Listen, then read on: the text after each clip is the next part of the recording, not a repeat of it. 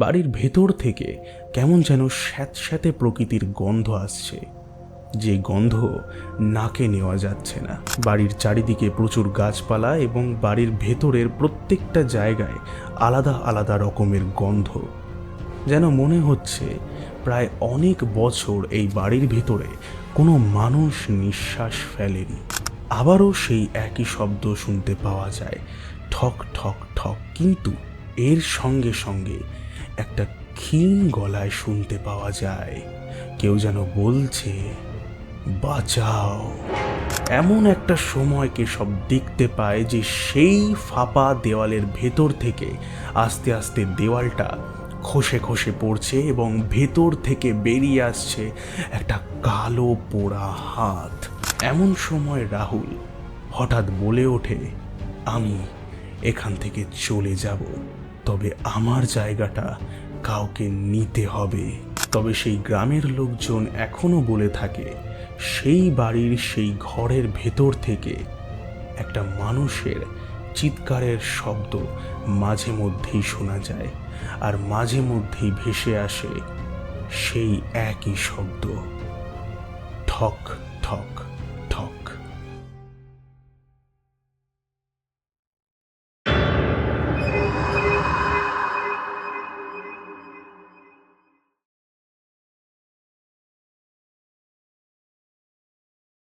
বন্ধুরা, আমি মনে করি কোনো জায়গায় যাওয়ার আগে অথবা কোনো জিনিস নিয়ে পর্যবেক্ষণ করার আগে সর্বপ্রথম সেটার বিষয় ইতিহাসটা জেনে নেওয়া দরকার।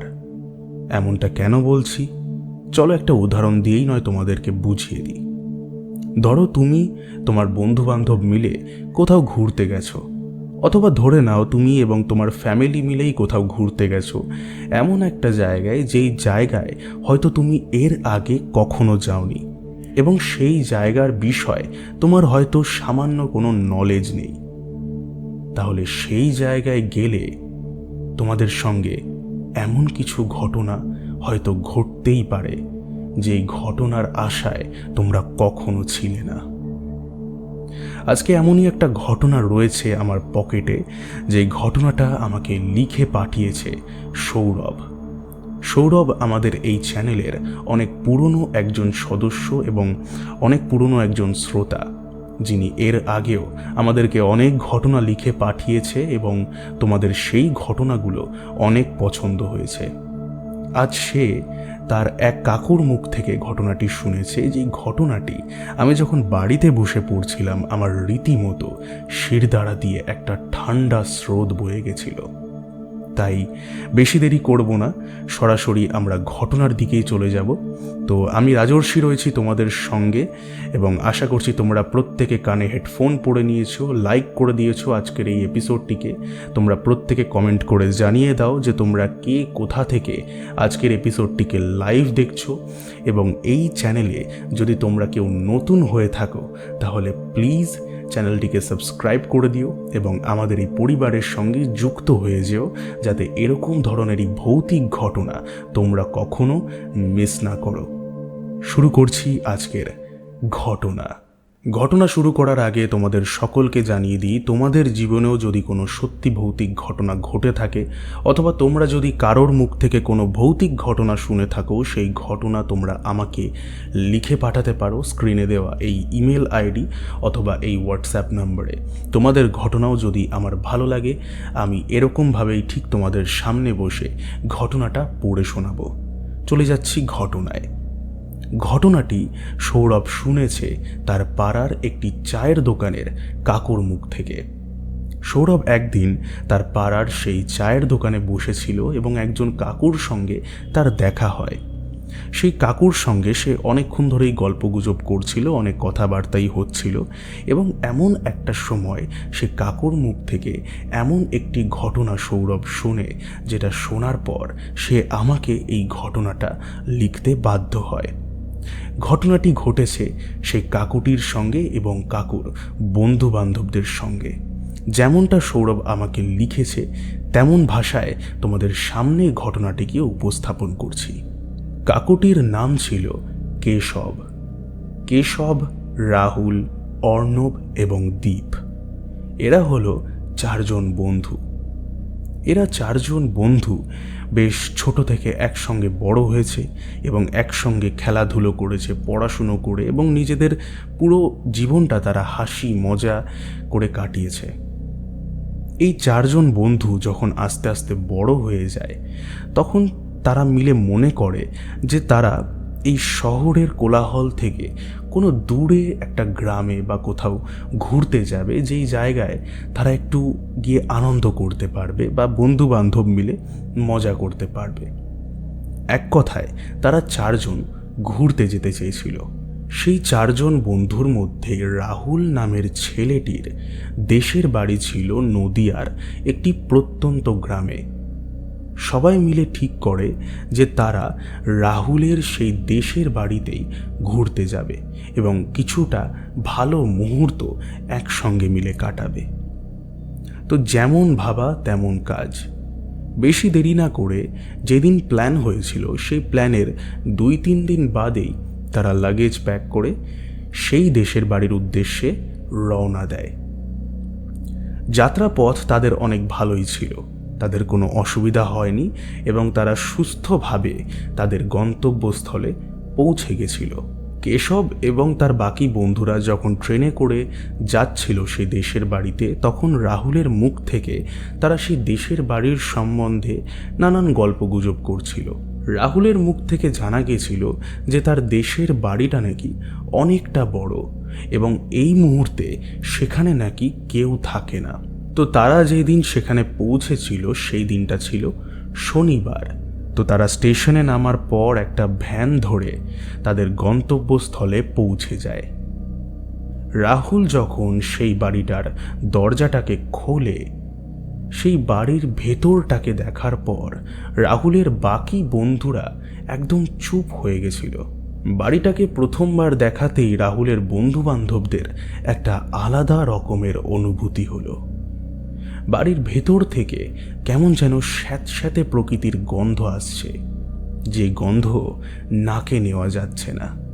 বাড়ির চারিদিকে প্রচুর গাছপালা এবং বাড়ির ভেতরের প্রত্যেকটা জায়গায় আলাদা আলাদা রকমের গন্ধ, যেন মনে হচ্ছে প্রায় অনেক বছর এই বাড়ির ভেতরে কোনো মানুষ নিঃশ্বাস ফেলেনি। রাহুল বলছে যে অনেক দিন ধরে বাড়িটা বন্ধ ছিল, সেই কারণে এরকম ধরনের গন্ধ বেরোচ্ছে। তোরা কিছু মনে করিস না, আয় ভেতরে আয়, আমি জলখাবারের ব্যবস্থা করছি। এমন সময় অর্ণব বলে উঠল, কেন, তোরা কি ভয় পাচ্ছিস নাকি? তো সেই সময় কেশব এবং তার বাকি বন্ধুরা তার কথাটাকে হেসেই উড়িয়ে দিল। এরপর তারা চারজন সেই বাড়ির ভেতরে একটি ঘরের মধ্যে বসে এবং সত্যি বলতে গেলে কোথাও ঘুরতে বেরিয়ে গন্তব্যস্থলে পৌঁছানোর পর যে স্বস্তিটা মানুষে পায়, তারা যেন সেই স্বস্তিটা পাচ্ছিল না। তাদের ভেতরে ভেতরে কেমন যেন একটা অস্বস্তি হচ্ছিল। তো যাই হোক, সেই সারাটা দিন তারা কোনো মতে কাটিয়ে দেয় এবং সেই দিন ছিল সেই বাড়িতে তাদের প্রথম রাত। প্রথম রাতে তারা রাত্রিবেলা খাওয়া দাওয়া করে তাদের নিচতলার ঘরে, যে ঘরটা একটা বড় হল ঘর মতো ছিল, সেই ঘরটায় তারা চারজন মিলে শুয়ে পড়ে। কিন্তু রাত যখন 1টা বেজে পেরিয়ে যায়, এমন সময় কেশব হঠাৎ করেই একটা শব্দ শুনতে পায়, ঠক ঠক ঠক। কেশব হঠাৎ করে ধর্মড়িয়ে ঘুম থেকে ওঠে এবং তাদের বাকিদেরকে ডাকে এবং বলে যে, হ্যাঁ রে, তোরা কি এই আওয়াজটা শুনতে পাচ্ছিস? তারা বলে, কোন আওয়াজ? আমরা তো কোনো আওয়াজ শুনতে পাচ্ছি না। এই বলতে বলতেই আবারও একই শব্দ, ঠক ঠক ঠক। এইবার এই শব্দটা চারজনই শুনতে পায় এবং তারা বুঝতে পারে যে এই শব্দটা ওপর তলার ঘর থেকে আসছে। এমন সময় রাহুল বলে ওঠে যে এরকম ধরনের শব্দ ওপর তলার ঘর থেকে কি করে আসতে পারে? ওপর তলার ঘরগুলো তো তালা দিয়ে বন্ধ করে রাখা এবং ওপরে তো কেউ নেই। তাহলে এমন ধরনের আওয়াজ কি করে আসতে পারে? অর্ণব তখন বলে ওঠে, তাহলে ঘরের লাইটটা জ্বালাই, বুঝলি? তো প্রত্যেকে যখন সম্মতি জানায়, অর্ণব ঘরের লাইটটাকে জ্বালিয়ে দেয়। লাইট জ্বালানোর সঙ্গে সঙ্গেই হঠাৎ করেই সেই শব্দ বন্ধ হয়ে যায়। তারা প্রত্যেকে মনে করে যে হয়তো কোনো ছুঁচো বা ইঁদুর হবে, যার কারণে এরকম ধরনের শব্দ উপরতলা থেকে আসছে। কিন্তু সেই রাতে তাদের আর ঘুম আসেনি। তারা সারাটা রাত গল্পগুজব করেই কাটিয়েছে। পরের দিন তারা চারিপাশটা ঘোরে, চারিপাশটা ভালো করে, এদিক ওদিক পুকুর, এদিকের জমি, রাহুলদের কটা জমি রয়েছে, সমস্ত কিছু তারা সেই দিনটা দেখে। তারা ভালো করে চারিপাশটা ঘোরে। চারিদিক ভালো করে ঘুরে নেওয়ার পর তারা চারজন সন্ধেবেলার দিকে বাড়ি ফিরে আসে। ঘরে ঢোকার আগে হঠাৎ করেই কেশব একটা জিনিস লক্ষ্য করে। ঘরে ঢোকার পর ঘরের একটা দেওয়ালে হাত দিয়ে কেশব বুঝতে পারে যে দেওয়ালটা ফাঁপা, এবং যদি ওখানে হালকা টোকা বা কিছু মারা হয় দেওয়ালটা হয়তো খসে খসে পড়ে যাবে। রাহুলকে এই জিনিসটা বলার পর রাহুল বলে যে এই দেশের বাড়ি অনেক বছর আগেকার, আমার দাদুর দাদুর আমলের বাড়ি। তখনকার বাড়ি যে এখনো টিকে রয়েছে, এটাই সব থেকে বড় বিষয়। তো এরপর তারা আর এই বিষয়ে কোনো কথা বলে না। সেদিন রাত্রিবেলা তারা খেয়ে দিয়ে নিয়ে ঘুমিয়ে পড়ে। সেই রাতটা ছিল তাদের সেখানের দ্বিতীয় রাত। এমন সময় হঠাৎ করেই কেশবের আবার ঘুমটা ভেঙে যায় এবং কেশব বুঝতে পারে তাদের ঘরের বাইরে কেউ যেন হেঁটে বেড়াচ্ছে। কেশব চুপি চুপি পাশে অর্ণবকে ডাকে এবং অর্ণবকে বলে, দেখ, মনে হচ্ছে না বাইরে কেউ হেঁটে বেড়াচ্ছে? অর্ণব বলে, ঠিক বলেছিস, মনে হচ্ছে কেউ যেন বাইরে পায়চারি করছে। এমন সময় খুব জোরে জোরে আবারও সেই একই শব্দ ভেসে আসে, ঠক ঠক ঠক। এমন সময় খুব জোরে আবারও সেই একই শব্দ ভেসে আসে, ঠক ঠক ঠক। এইবার বাকি দুইজনও ঘুম থেকে উঠে পড়ে এবং ভালো করে বোঝার চেষ্টা করে যে এই শব্দ প্রতি রাতে কোথা থেকে আসছে। আবারও সেই একই শব্দ শুনতে পাওয়া যায়, ঠক ঠক ঠক। কিন্তু এর সঙ্গে সঙ্গে একটা ক্ষীণ গলায় শুনতে পাওয়া যায় কেউ যেন বলছে, বাঁচাও।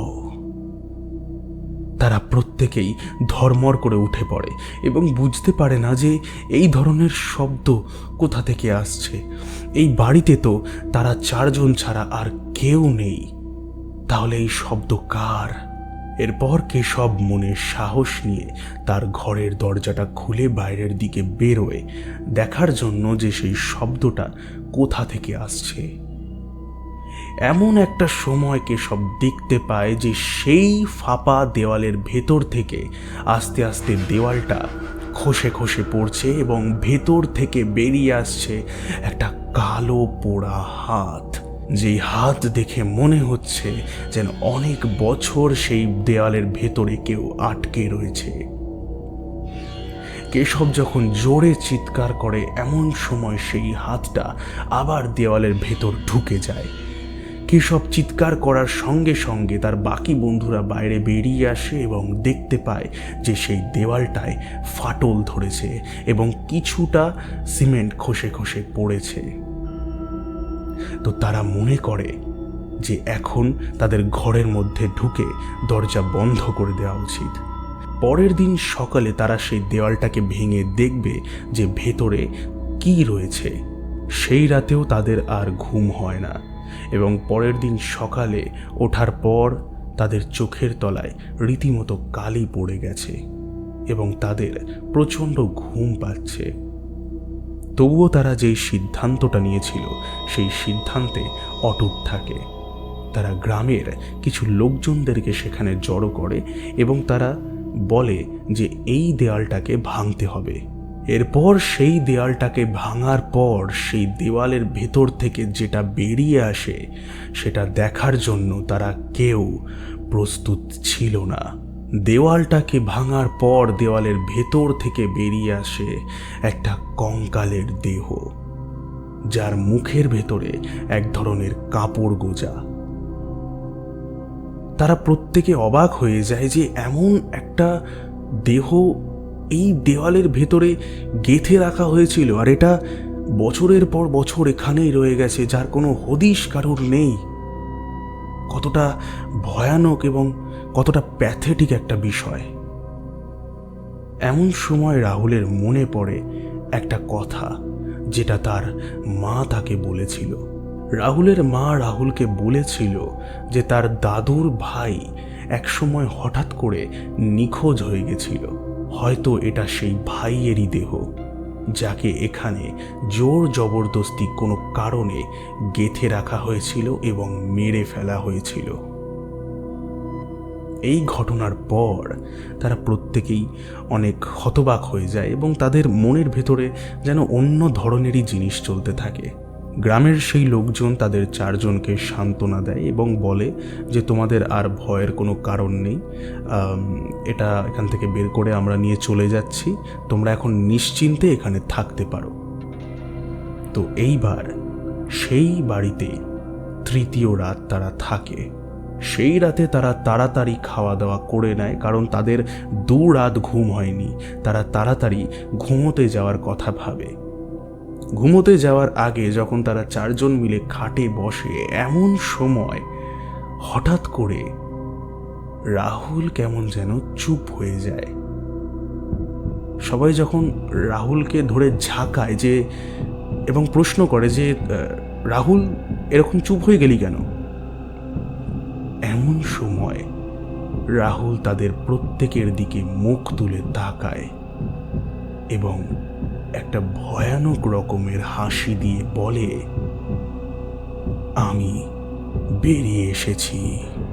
এই দৃশ্য দেখার পর কেশব এবং তার বাকি বন্ধুরা বীভৎস রকমের ভয় পায় এবং তারা খাট ছেড়ে উঠে দেওয়ালে গিয়ে সেটে যায়। তারা রাহুলের এই অবস্থা দেখে বুঝে উঠতে পারছে না যে রাহুল এইবার কি করতে চলেছে। তারা বুঝতে পেরেছে যে তার ওপর এমন কিছু একটা ভর করেছে, যেটা কিছু একটা বলতে চাইছে তাদেরকে। এমন সময় রাহুল হঠাৎ বলে ওঠে, আমি এখান থেকে চলে যাব, তবে আমার জায়গাটা কাউকে নিতে হবে। কেশব এবং বাকি বন্ধুরা প্রত্যেকে ভয় পায়। তারা জোরে জোরে চিৎকার করতে থাকে, কিন্তু যেন মনে হচ্ছে বাড়ির বাইরে তাদের চিৎকার পৌঁছচ্ছে না। সেই রাতে তাদের সঙ্গে কি হয় সেটা কেউ জানে না। পরদিন সকালবেলায় যখন গ্রামের লোকজন সেই বাড়িতে এসে দরজা ভেঙে ভেতরে ঢোকে, তারা দেখতে পায় কেশব, অর্ণব এবং দীপ, এরা 3 জন মেঝেতে অজ্ঞান অবস্থায় পড়ে রয়েছে। অথচ রাহুলকে দেখা যাচ্ছে না কোথাও। এরপর থেকে রাহুল নিখোঁজ হয়ে যায়। রাহুলকে আর কোথাও কখনো খুঁজে পাওয়া যায়নি। বাকি 3 জনকে অর্থাৎ কেশব, দীপ এবং অর্ণবকে সুস্থভাবে বাড়ি পৌঁছে দেওয়া হয়, কিন্তু রাহুল চিরকালের জন্য নিখোঁজ হয়ে যায়। তবে সেই গ্রামের লোকজন এখনো বলে থাকে সেই বাড়ির সেই ঘরের ভেতর থেকে একটা মানুষের চিৎকারের শব্দ মাঝে মধ্যেই শোনা যায়, আর মাঝে মধ্যেই ভেসে আসে সেই একই শব্দ, ঠক ঠক ঠক।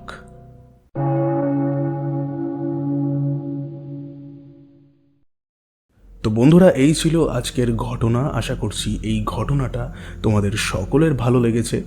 ভালো লাগলে তোমরা লাইক করো, কমেন্ট করো এবং এই চ্যানেলে নতুন থাকলে চ্যানেলটিকে অবশ্যই সাবস্ক্রাইব করো। তোমরা এইভাবেই আমার সঙ্গে থাকো, আরও ভালোবাসা দিতে থাকো আমাদের এই চ্যানেলটিকে, যাতে আমরা পরবর্তীকালে আরও এগিয়ে যেতে পারি এবং যাতে আরও ভালো ভালো ঘটনা আমি তোমাদের সামনে উপস্থাপন করতে পারি। আজকের ভিডিও এখানেই শেষ হচ্ছে। ধন্যবাদ সকলকে এতক্ষণ আমার সঙ্গে সময় দেওয়ার জন্য। দেখা হবে আবার পরের ভিডিওতে। ততক্ষণের জন্য stay happy and stay safe এবং যুক্ত থাকো আমাদের এই পরিবারের সঙ্গে। টাটা।